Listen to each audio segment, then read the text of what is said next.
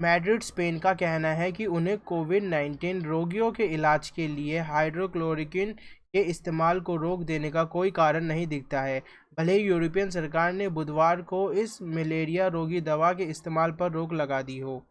France, Italy और Belgium सहित कई यूरोपियन देशों ने सोमवार को विश्व स्वास्थ्य संगठन के फैसले के बाद सुरक्षा चिंताओं के कारण हाइड्रोक्लोरोक्विन के ट्रायल को रोक दिया।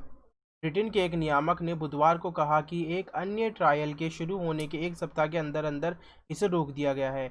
आंशिक रूप से बिल और मेलिंडा गेट्स फाउंडेशन द्वारा वित्त पोषित इस अध्ययन को ऑक्सफोर्ड विश्वविद्यालय कर रहा है। इसमें 40,000 स्वास्थ्य कर्मियों के शामिल होने की उम्मीद थी। शुरुआती रिपोर्टों के बाद कि यह कुछ रोगियों के लिए मददगार है, कई देशों ने हाइड्रोक्लोरोक्विन को कोविड-19 के संभावित उपचार के रूप में इस्तेमाल करने की अनुमति दी थी। अमेरिकी राष्ट्रपति डोनाल्ड ट्रंप तो इस दवा के एक मजबूत समर्थक थे, जिन्होंने दवा को गेम चेंजर कहा था। बाद में उन्होंने घोषणा की थी कि संक्रमण से बचने के लिए वो इस दवा को ले रहे हैं। हालांकि हाल ही के कुछ अध्ययनों ने इस दवा पर सवाल खड़े किए।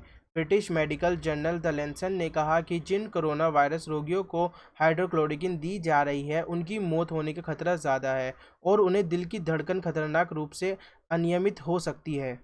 एक लैंसेट अध्ययन में जिन रोगियों ने यह दवा ली थी, उनमें उच्च मृत्यु दर पाई गई। स्पेनिश हेल्थ वॉचडॉग ने कहा कि लैंसेट द्वारा प्रकाशित पेपर इतना पर्याप्त नहीं था कि जिसके आधार पर स्पेन के अस्पतालों में दवा का परीक्षण बंद किया जा सके।